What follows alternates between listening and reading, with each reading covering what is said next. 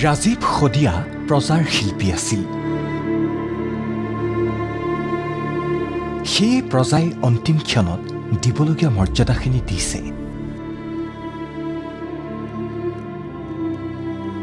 কিন্তু ৰজাঘৰীয়াই কিয় নিদিলে ৰাজ্যিক মৰ্যাদা? চৰকাৰৰ বিৰুদ্ধে আক্ষেপ সদ্য প্ৰয়াত শিল্পীগৰাকীৰ বাসগৃহত উপস্থিত হোৱা শিল্পী মানস ৰবীনৰ। প্ৰজাঘৰীয়া শিল্পী আছিল, গতিকে প্ৰজাই যিটো মৰ্যাদা দিব লাগে সেয়া দিয়া দেখিলোঁ আমি। ইমানখিনিৰ পাছতো আশা কৰিছিলোঁ কালি অন্তত ৰজাঘৰৰ ফালৰ পৰা অন্তত ৰাজ্যিক মৰ্যাদাটো তেখেতক দিয়া উচিত আছিল বুলি অনুভৱ কৰোঁ। ৰাজীৱ শদিয়াৰ অকাল বিয়োগৰ ৩ দিন উকলিল যদিও ঘৰখনত এতিয়াও মৰিশালী সদৃশ নিস্তব্ধতা। কোনে কাক কি বুলিনো সান্তনা দিয়ে, শব্দ কাৰোৰে মুখতেই নাই।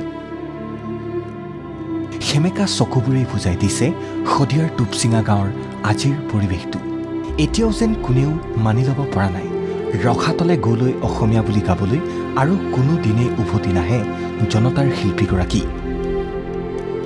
শদিয়ালৈ গৈ শোকাৰ্ত পৰিয়ালটোৰ কাষত এয়া ৰাইজৰ দলৰ সভাপতি তথা বিধায়ক অখিল গগৈ। নিজৰ দৰমহাৰ পৰা আৰ্থিকভাৱে দুৰ্বল পৰিয়ালটোক ১ লাখ টকা আৰু অৰ্কিড উদ্যানৰ হৈ পৃথকে ১ লাখ টকা প্ৰদান কৰিলে অখিল গগৈয়ে। লগতে ক'লে পত্নীৰ সংস্থাপন নোহোৱা পৰ্যন্ত ৰাজীৱ শদিয়াৰ সন্তানৰ অধ্যয়নৰ খৰচৰ বাবে মাহেকীয়াকৈ কিবা এটা সাহাৰ্য দি থকাৰ কথা। যেতিয়ালৈকে এটা চৰকাৰী চাকৰি নহয় পত্নীৰ, তেতিয়ালৈকে আমি তেওঁলোকৰ সন্তানটোক পঢ়াই থাকিবৰ কাৰণে মাহেকীয়া ভিত্তিত এটা নিৰ্দিষ্ট পৰিমাণৰ টকা দি থাকিবৰ কাৰণে যত্ন কৰিম। দিবৰ কাৰণে আমি আজি তেখেতসকলক আমি কথাই দি দিছোঁ ইতিমধ্যে।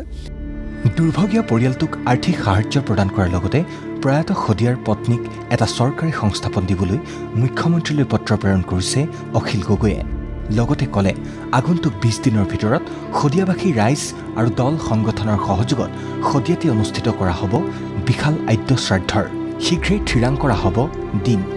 অসমৰ আটাইতকৈ সংকটৰ সময়খিনিত থিয় দিয়া অসমৰ যিসকল শিল্পী আছে আৰু জনগণৰ পক্ষত মানুহৰ পক্ষত থিয় দিয়া যিসকল শিল্পী আছে তাৰ ভিতৰত এজন হ'ল অসমৰ শিল্পী ৰাজীৱ শদিয়া।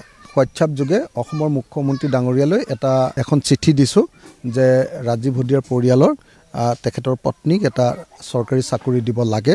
তেওঁক ভালপোৱা মানুহবিলাকে যাতে শ্ৰদ্ধাঞ্জলি জনাব পাৰে। ২০ দিনমানৰ মূৰত এই আদ্য শ্ৰাদ্ধ হ'ব। কাইলৈ দিনটোত সেই আদ্য শ্ৰাদ্ধৰ দিনটো ঠিক কৰিব, তাৰিখটো নিৰ্ধাৰণ কৰা হ'ব।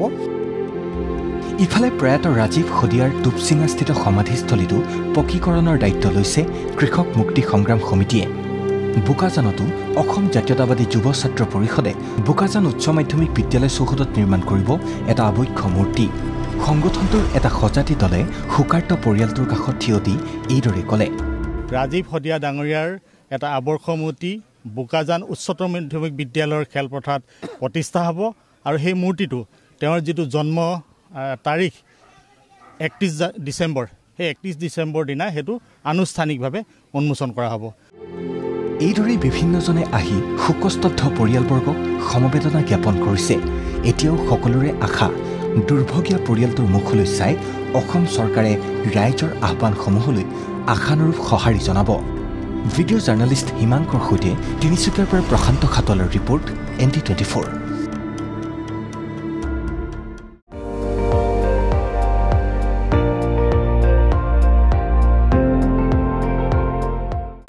আপুনি চাই আছে ND24, সৰ্বশ্ৰেষ্ঠ নহয় সৰ্বোত্তমৰ দৌৰ।